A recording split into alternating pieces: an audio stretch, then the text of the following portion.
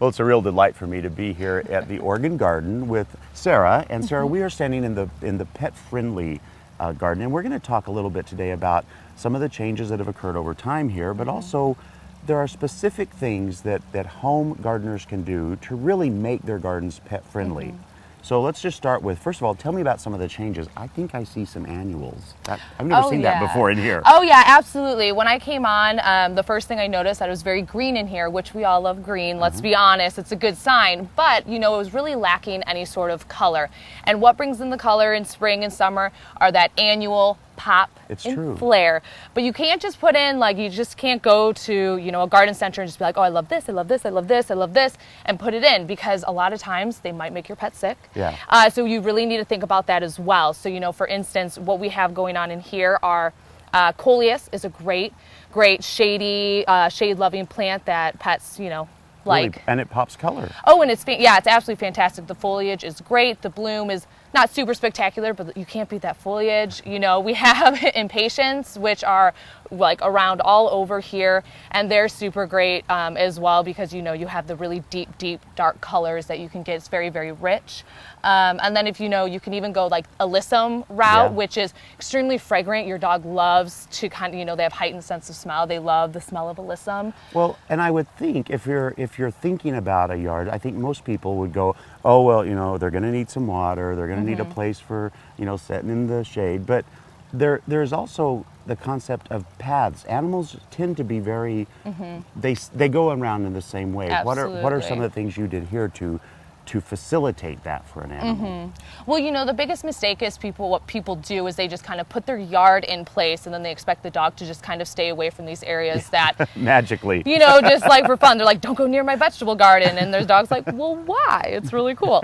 So, you know, don't do that. What I would really recommend is just sort of deciding where you don't want your dog to go, and planting shrubs. You know, like barberry is very pokey, so they don't want to go anywhere after that.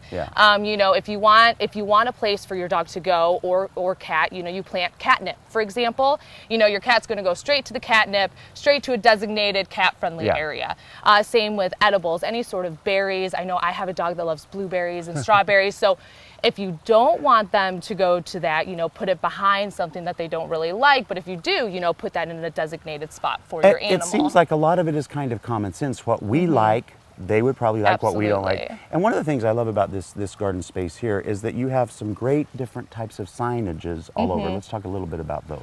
So scattered around the garden, there's little signs that have either a paw, like a puppy paw, or a cat print. And these kind of designate, like, sort of what the dog is going to like or what the cat is going to like. So, for example, if you don't want, so right behind me we have a sign that talks about hazelnuts. If you don't want your pet to go into an area, the hazelnuts are very kind of a little bit sharp and whatnot, so you want to put that in an area that you don't want them to go. So the hazelnut shells? The hazelnut shells, yes, absolutely. So we have a little sign designating that idea, I guess you could say.